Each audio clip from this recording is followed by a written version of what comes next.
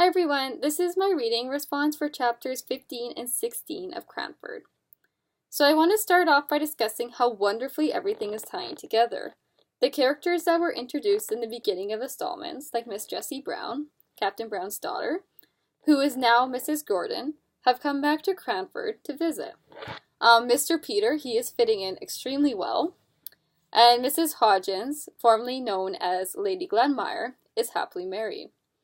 It is interesting that the installments end on such a joyous note, considering how much depth and underlying emotion that was present in the previous chapters, and the ending almost makes it easy to overlook all of the emotional aspects that were present in the earlier chapters, because it ends on such a happy note. But before I discuss the end, there is a couple of things I wanted to mention from chapter 15. So first off, Miss Maddie's morality is unyielding. So she makes sure Mr. Johnson will not be negatively affected by her new business selling tea, and even tries to persuade people not to buy green tea due to her own credulity of false claims. So Miss Maddie believes that green tea, for whatever reason, is not good for you, that it negatively affects your system, and so she tries to persuade people not to buy green tea, even though she knows it'll negatively affect her income. And this drives Mary crazy.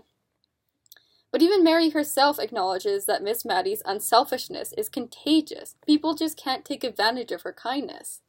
So Miss Maddie must be the sweetest lady in literary history, in my opinion anyway. So Mary recognizes that Cranford is extremely lucky to have her to have Miss Maddie in their lives, as anyone would. So another aspect of chapter 15 I want to discuss is Mr. Peter's arrival and the reconnection that occurs between him and Miss Maddie. It is truly heartwarming. Again, we as readers witness Glasgow's ability to create deep emotion in a seemingly effortless way. So I'm beginning to think that Glasgow would have been an extremely witty and humorous lady and would have loved to meet her. Anyway, Peter's arrival is all the talk in Cranford. And with Miss Hodgins' new marriage and the dropping of her title, there's a great deal of news to keep the Cranford ladies, especially Miss Pole, busy with gossip. So I love the title of chapter 16, Peace to Cranford. It perfectly sums up the events that occurred during the evening of Mrs. Gordon's return. Mr. Peter, who remained the trickster of his earlier years, causes peace between Mrs. Hodgins and Mrs. Jameson, like he tells Mary he would. Preceding the event, we witness Miss Maddie's joy of having a baby in the house. So Miss Maddie has always loved children, and we were told that in the earlier chapters.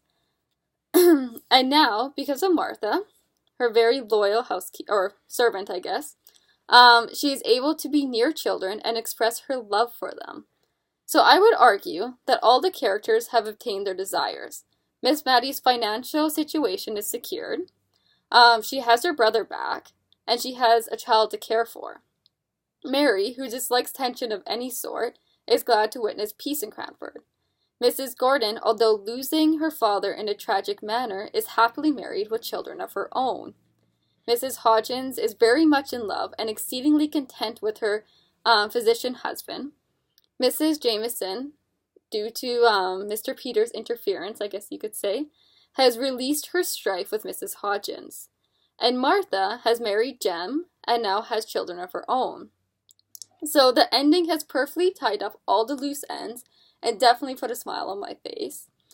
So I just wanted to end off by saying all is well in Cranford. Thanks for listening.